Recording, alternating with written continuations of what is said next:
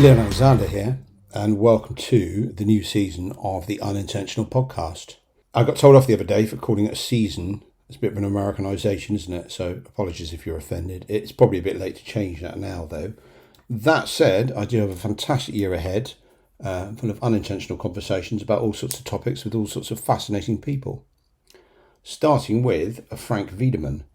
Frank, together with his partner Christian, is half of the production live DJ club duo ARM, co-founder of Innversions Records, half of Howling together with Ryex, and a producer under his own name.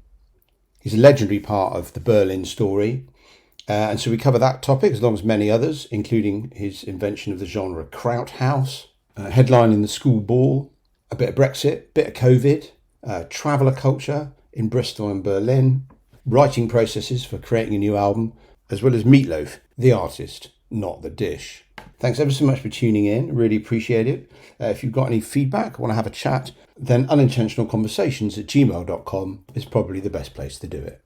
Thanks a lot for tuning in. Speak to you soon. Herr Wiedemann, what are you eating there? What have you got? Meine Tochter hat mir just brought me a choco yogurt. Very pleasant. The rest. But I'm actually into my first bit of alcohol today. Okay, paused. Just because of you. Oh, thank you very much. I have that effect on people. I drive them to drink.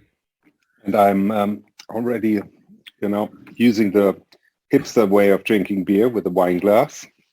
Okay.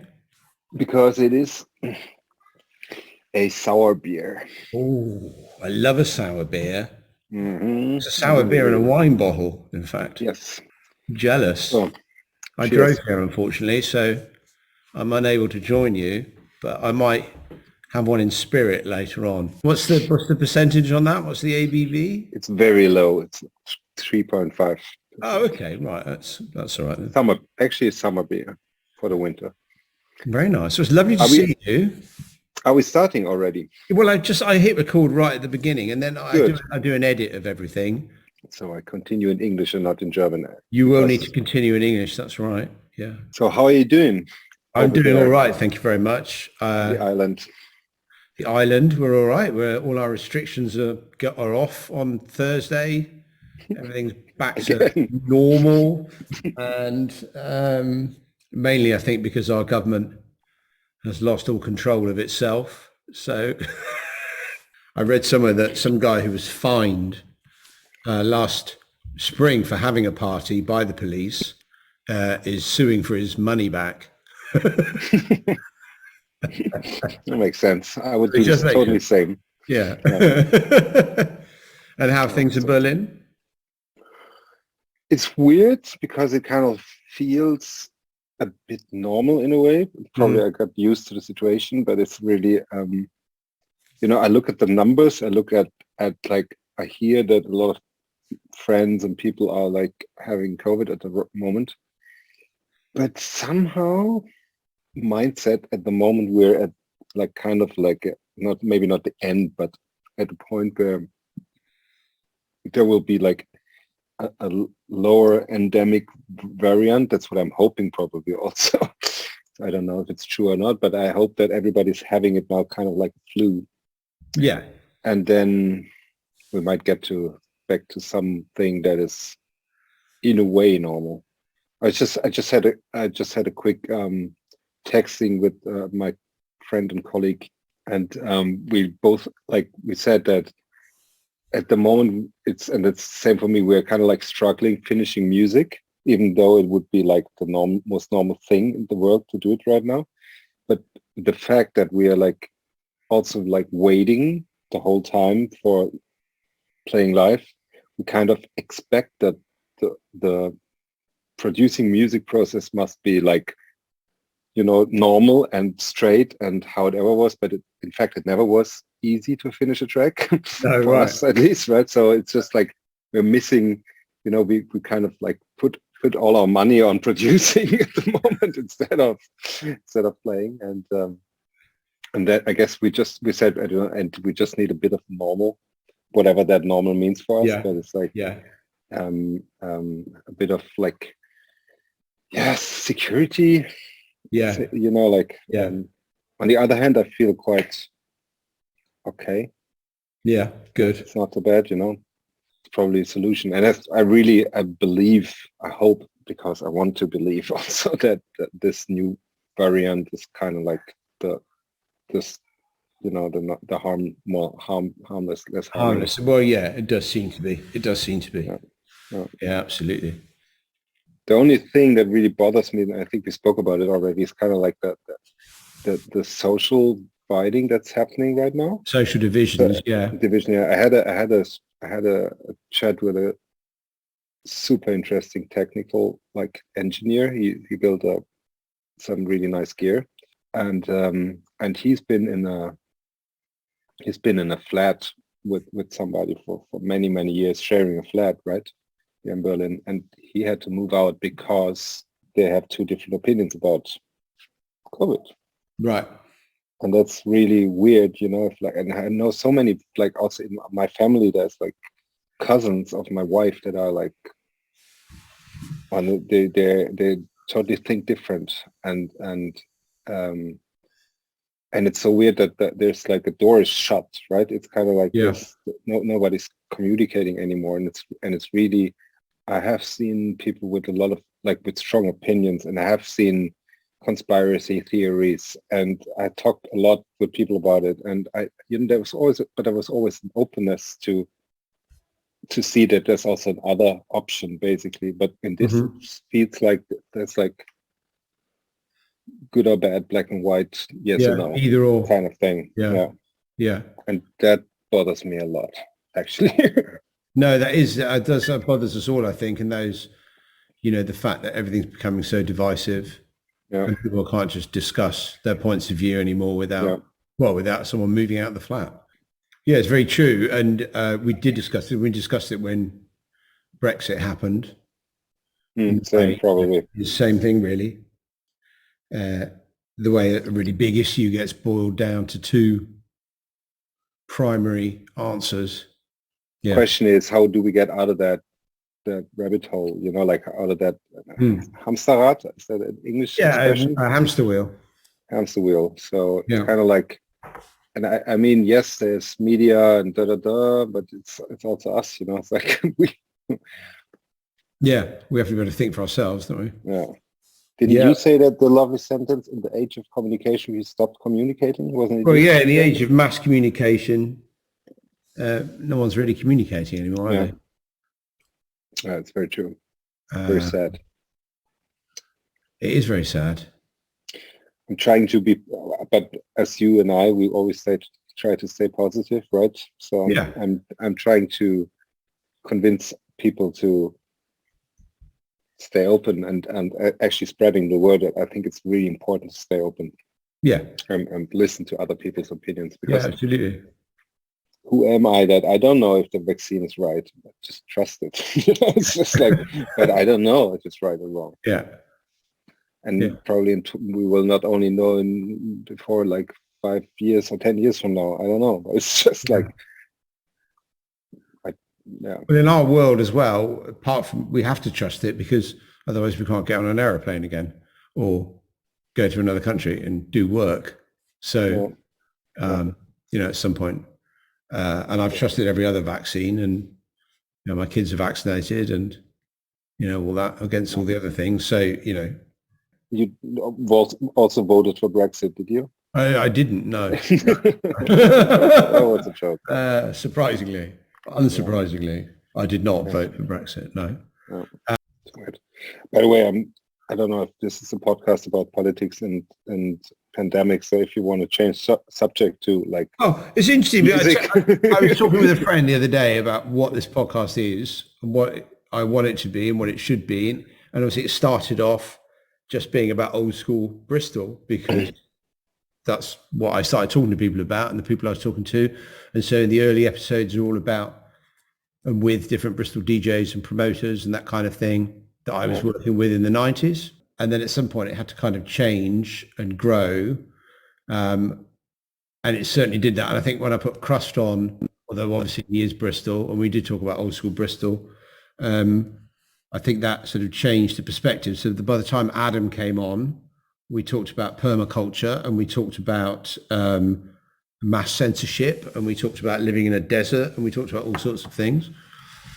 And I think the idea behind this podcast now, I think I've finally worked it out. You are episode 10, if you come out next, which I imagine you will, is that I just want to talk to people about whatever they want to talk about, ultimately. You know, I'm not a journalist. I don't have an agenda. I'm not here to interview you.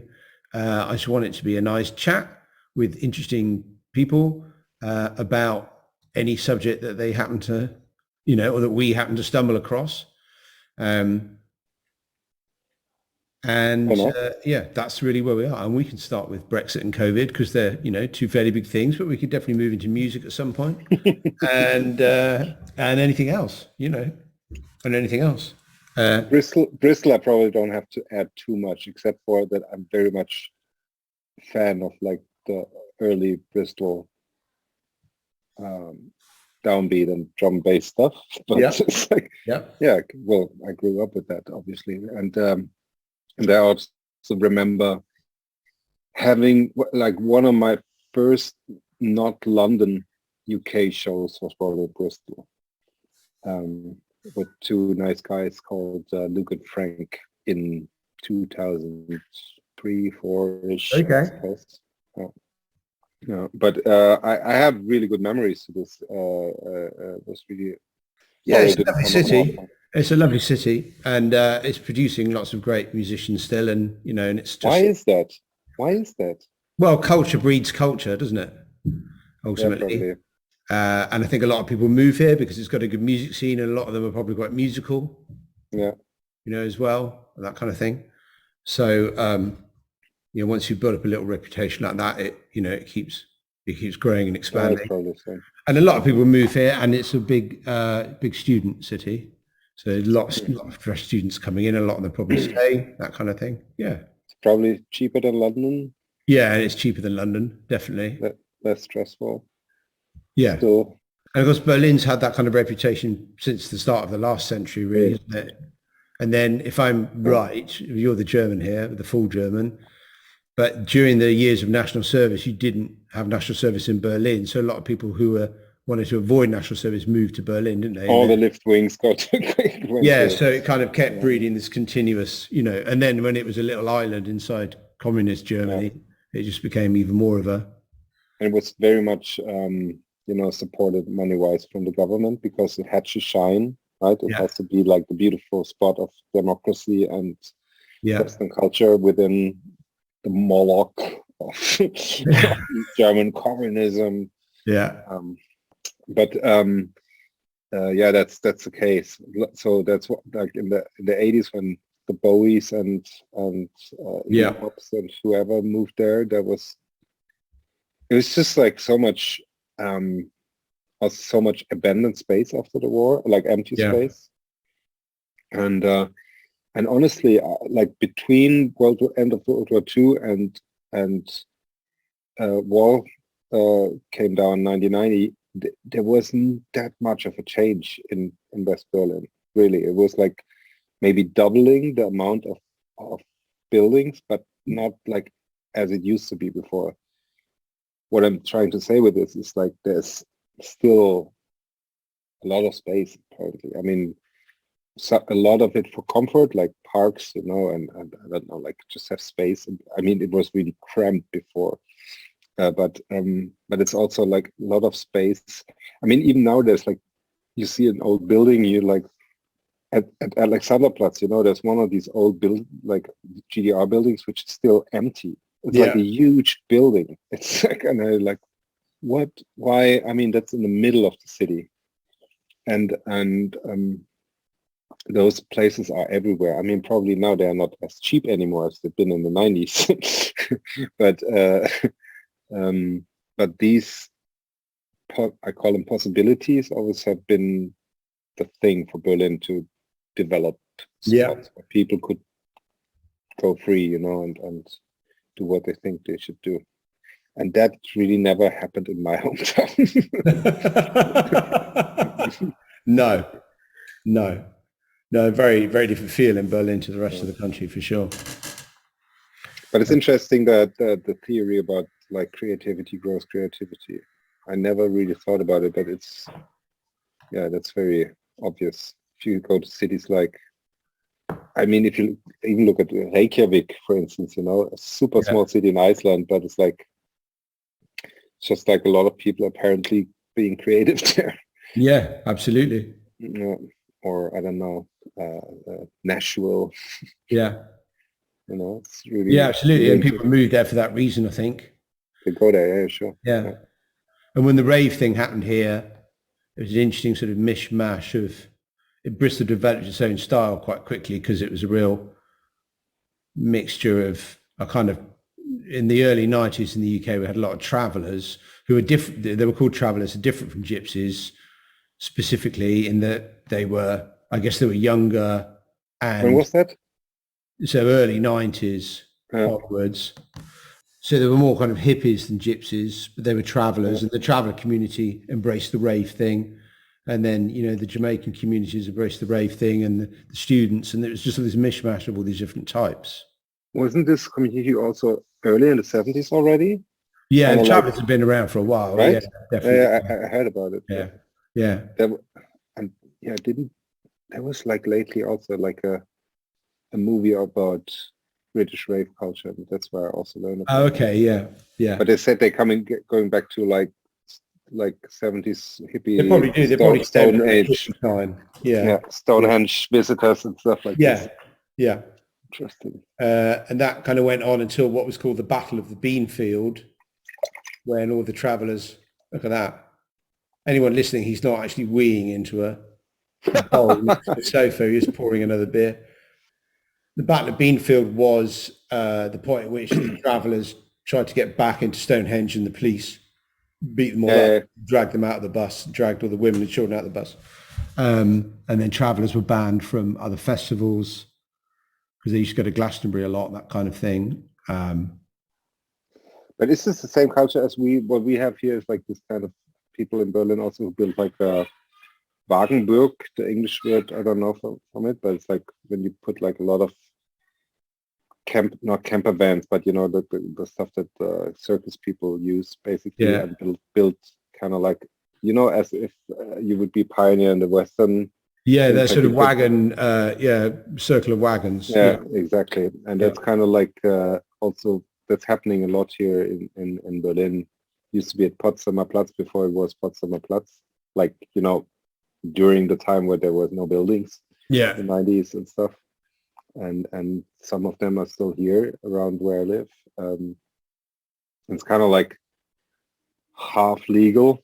Yeah. Right. So it's because they're not Sinti nor Roma, but also not really homeless. So it's like, but these travelers are kind of like the same, I suppose. It's a similar thing, I think. Yeah, exactly right. Yeah. And most of them are gone now here because it's become too hard to live. And a lot of them have moved into, I think a lot have gone to Spain and Portugal and that kind of thing. Okay. Which is better weather to be traveling in, quite frankly, than, living in this, being at the Welsh moors or whatever. Yeah, in the middle of January. So you don't really see that many of them around. And the latest thing that's happening in Bristol is because the house prices have got so expensive that lots of older people, so in their sort of 60s, are selling places where they were living and have bought big camper vans and RVs and that kind of thing.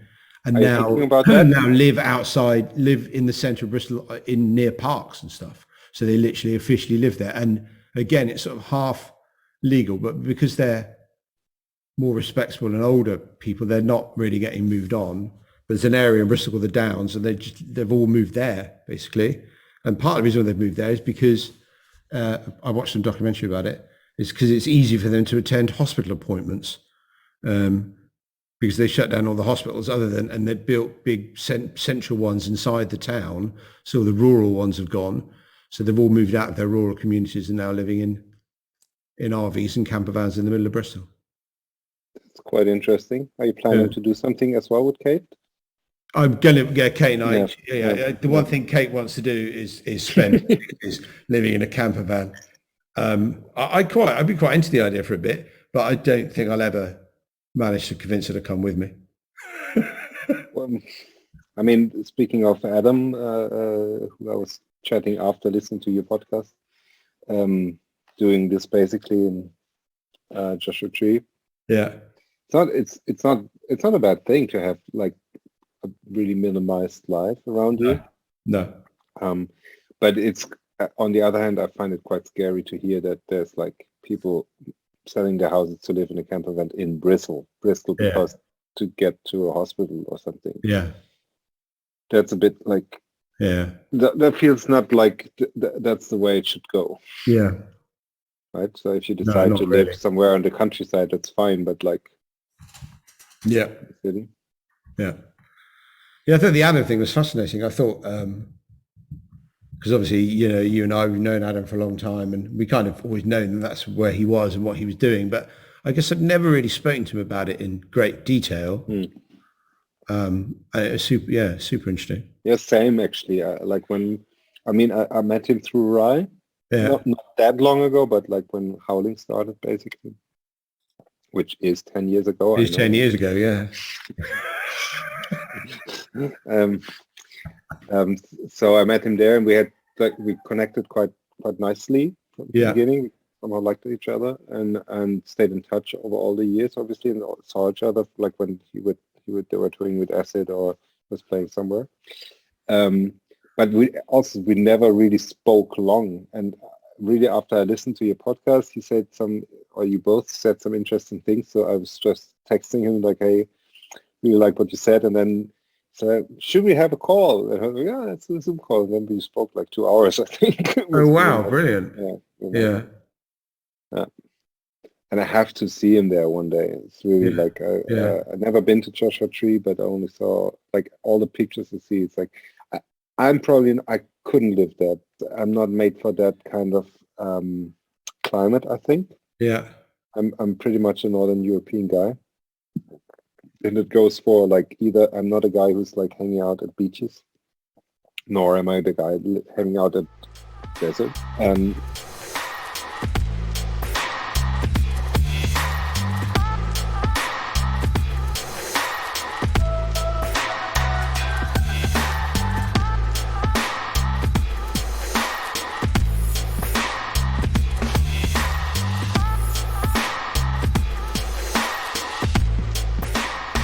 Have you actually ever never made music, have you? Oh no, I did. Well, I did. Before I was in a band actually in the 80s.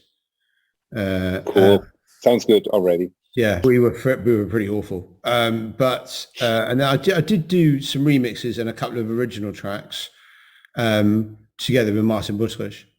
Okay. Sort of early 90s, early to mid 90s, few bits and pieces.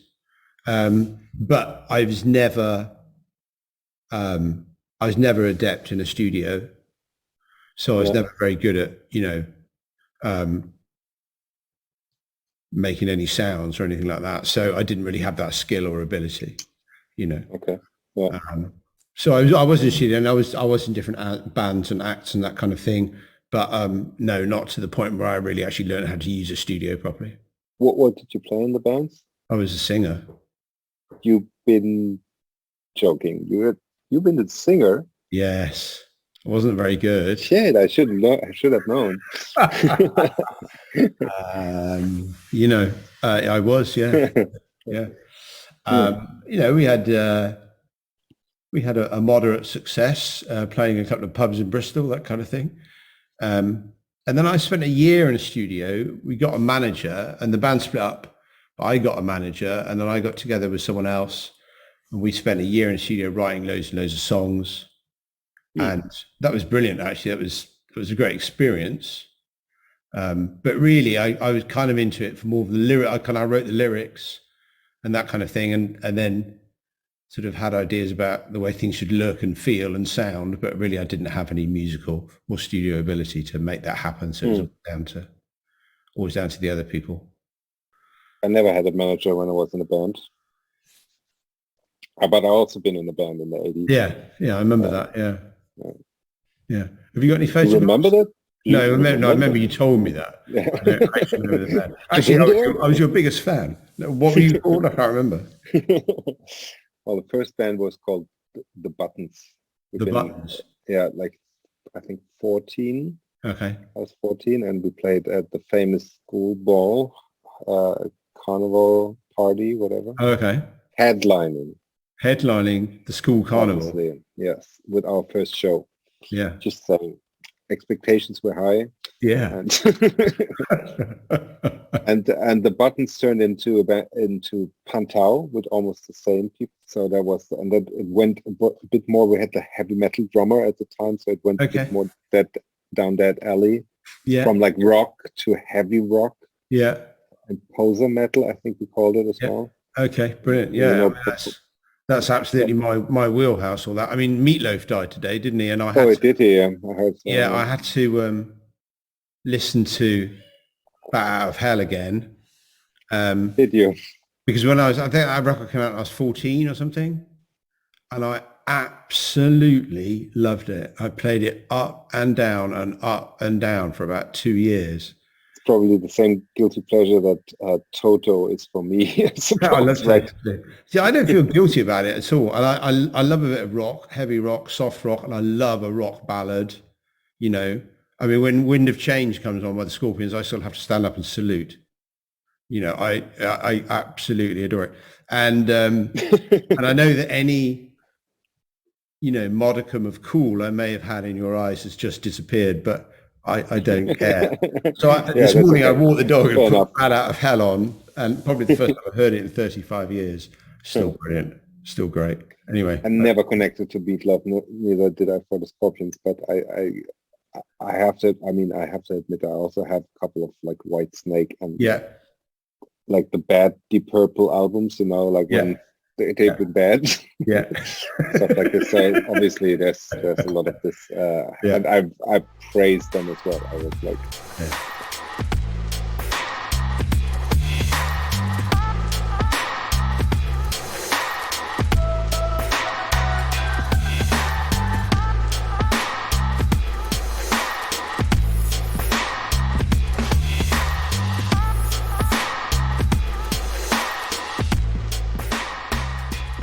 How's the music going?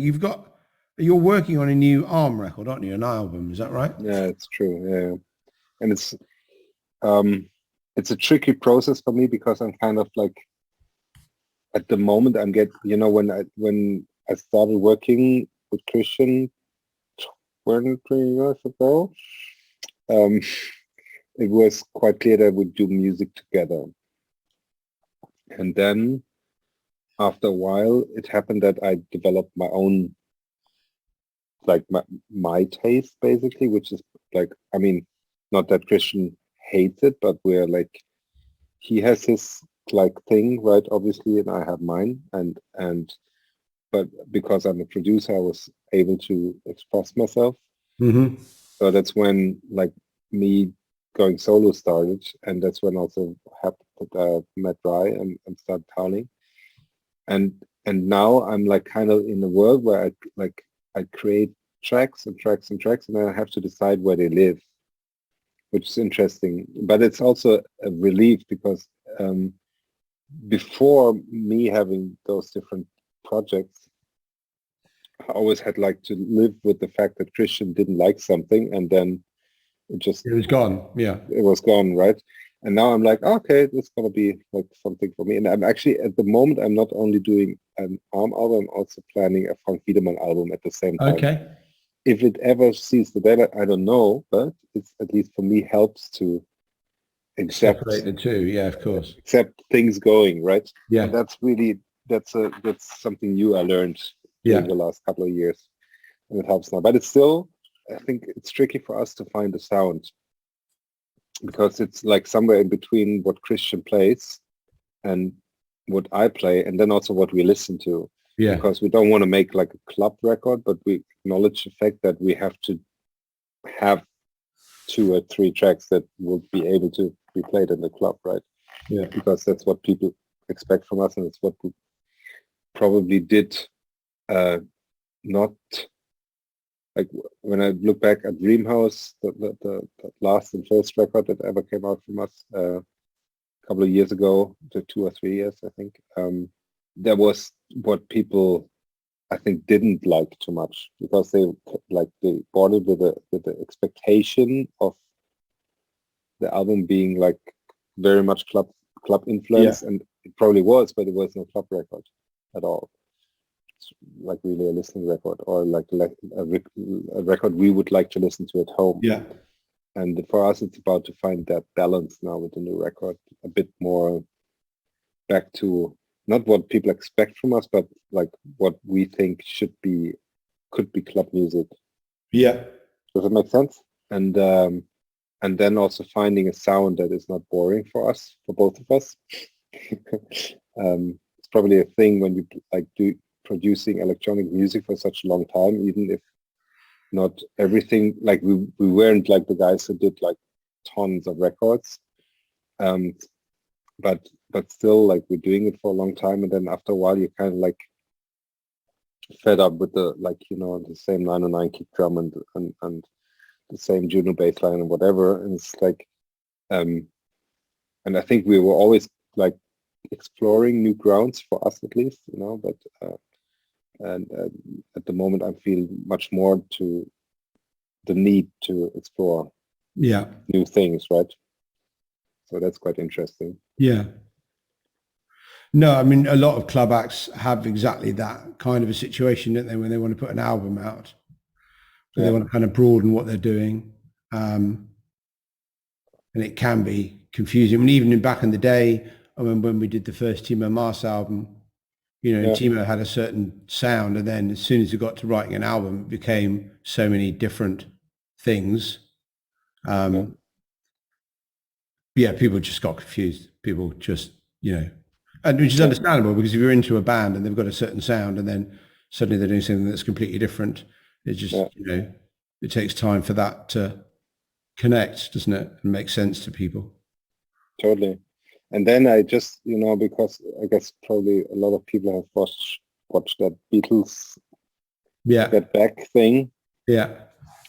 And because of that, I feel almost like I should now, you know, like write songs, go into the studio and record them, which is never our process, because we write songs while recording, right? So that's like the process of how we work. But I'm trying to think of a way, you know, like to translate the process that they had for their albums into the music we're doing,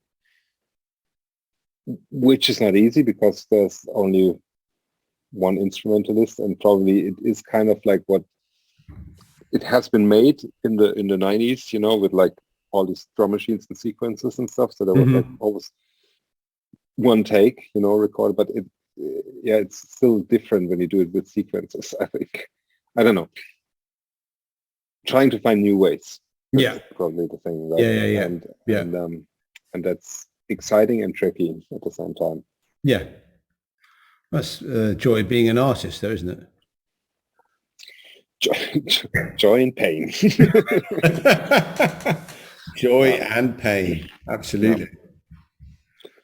No, but it's also like the one thing I have to say, like, you know, before Christmas, New Year's break, I had so many other things to do, like other projects I was like doing that either came to an end or had like the climax. Was it production or like cultural projects, whatever it is. And so I never had really the time to be a considerable time in the studio. Only like a day here, a day there, you know, maybe 3 hours.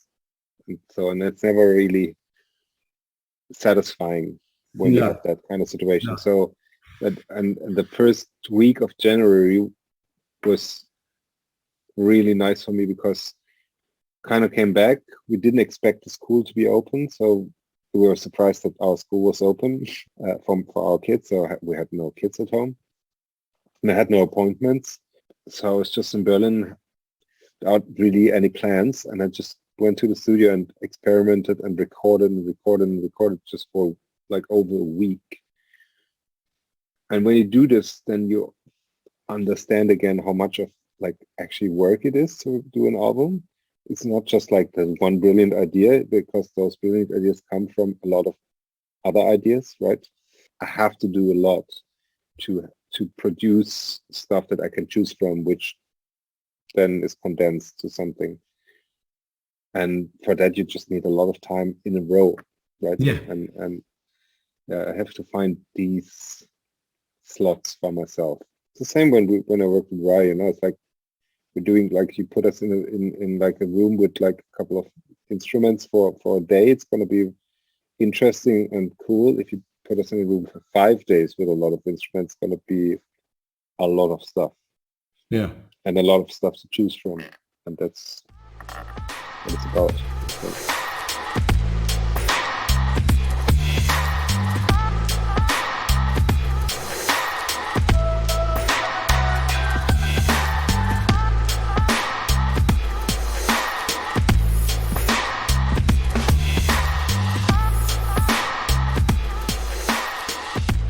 I just watched an interesting documentary called Under the Volcano. Have you heard of that? No, I haven't. It's about that studio that George Martin built on one island, like Caribbean island. Okay.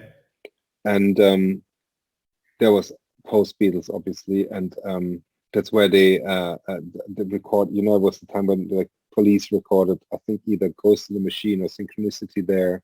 Okay. And Dire Straits recorded Brothers in Arms there. So that kind of era, right? Yeah. And also the reason why Sting was on Brothers in Arms was because he was on holiday on the island, because the holiday for recording there, etc. Oh, okay. Yeah. Elton John recorded it. Like really cool studio, interesting story, and it's also like that kind of period of music making totally was my youth, obviously, because it was like, beginning of MTV and all that stuff. So kind of like going from the straight rock into like the pop rock kind of thing, And it's interesting because this music is it just doesn't exist anymore. I think only in like the really oldie radios. Yeah. In Berlin. It's like, and it's like beyond away from being cool ever again. But let's see. Maybe You never know, mate. 10 more years. Yeah, you never know. I just listened this morning to Joe Jackson records again, because I used to be a massive fan. And I think it's still kind of cool because it has this kind of punk attitude. Joe Jackson? Yeah. He lives in Berlin, apparently. I saw him once in a bar. He was alone at the bar. I wasn't alone. I was a bit drunk. I was that close to say, I'm the biggest fan, but something pulled me back, which is probably good. Self-respect. Yeah, probably a little bit. The last bit of self-respect, which didn't happen when I met James Blake the first time. By the way, there was no self-respect anymore. But Joe Jackson, I remember from the singles, he did It's Different for Girls, didn't he? And yeah, Different for Girls actually needs a cover version, I think, now. Such a good song. That's a fantastic song. I forgot what the hit was that he did. But yeah, I love that. But I never went any deeper. Is it worth going deeper? The hit that wasn't that obvious, or like not a classic from the Stepping Out, I suppose. It was like a pop hit. Then Is She Really Going Out with Him? Yeah, was quite a big one. Phenomenal, yeah. And I think Look Sharp was also a big one. Okay. Fools in Love, maybe. It's a bit of like, I think for people who like the early Police, they also can connect with this. I'm sure. Yeah. I feel. What about Elvis Costello? Did you ever get into Elvis Costello? Never. It's funny. Yeah, because it's a similar sort of vibe, isn't it? It is probably. I had that's what I was trying to say. My like third band I was playing in was called the Juanita Roundup Generation. The what Roundup Generation? The Juanita Roundup Generation. Okay. Yeah. Yeah. And we played cover songs kind of like in the easy listening way, like from Sergio Mendes to Burt Bacharach and whatever, And but we came along from like an assembly we did once a year with which was called The Walls, and it's like we invited all like the people we like from the nightlife in our hometown, who are like bartenders and doormen and whatever, and asked him to sing one song. They were not singers, obviously, but we had quite a strong band playing all the stuff, and we had like the party was the rehearsals, obviously. So we rehearsed for a week and then played 6 hours or such. And the main band was like we all had the kind of similar taste, basically. And obviously we liked Joe Jackson and the Police, and we loved Frank Zappa and Steely Dan. So there was always like a Zappa song to show off for the musical Police, musicians Police. We always had a Steely Dan song for the same reason, but also because we loved it a lot. Yeah. Joe Jackson probably, but then somehow there was like the guitar player was like always the biggest Elvis Costello fan, and I don't know. It's the same with like the Smiths. No connection at all. Right. But I'm waiting for it. Like maybe when I'm like The Smiths 65. were brilliant. They were brilliant, but maybe they're a very English thing, I think. There's a lot of Germans who love them, but it's just like I just don't have any connection to it at all. No. But you never know. Maybe when stuff like that, you have to be the kind of right age, I think, when it arrives as well, don't you? For it to. Maybe, yeah. I think Smith spoke to a certain generation that. It's definitely not like. I really like what James Murphy once said about the Violent Femmes. Yeah. That they're kind of like the band that every generation makes it their own. Yeah.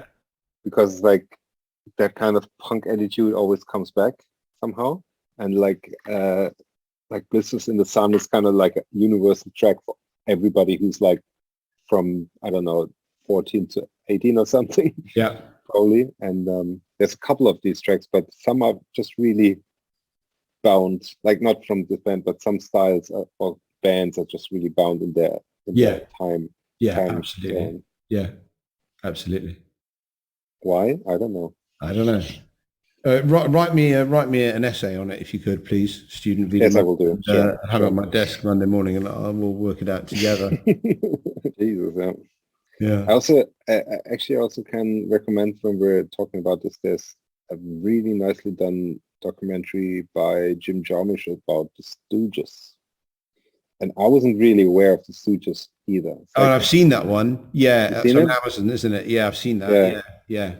Yeah, I wasn't really aware of them. I mean, other than I've heard of them and kind of knew a couple of songs and stuff. But I didn't really know any more than that. And the story is quite heartbreaking, actually. Yeah. First steps into music business. Yeah. Business. The bad business. Yeah, it's really weird. I haven't really had that on my radar. So if anybody listening to us and hasn't watched it, recommendation. Check it out. So is there a date for the ARM record? Is that at some point that's going to come out? This year? Let us finish this thing. My plan is to finish it this year somehow. Right. And the earlier the better, but I'm not stressing myself about it. No, okay. If I listen to Michael, who's like head of Innversions Records, he would probably kick my ass. It sounds like you need someone to give you a bit of a timeline. Are you good at that? It's my specialist subject. Yeah. Timelines. I don't. I feel quite confident these days about it, but that can change. We have a lot of material already together. We have a lot of ideas about it, which is always like kind of like a plan. Also of like guests we would like to invite, but we haven't. Mm-hmm. We are not at the stage yet where we send stuff around to invite people. But there will I hope that this is gonna happen within the next 2 months, that we're like at the place where we okay, this is the song now, please, do you want to sing on top of this, or you want to play harp or whatever it's gonna be? And one thing I really liked about it, that the process started in a way that I wasn't alone.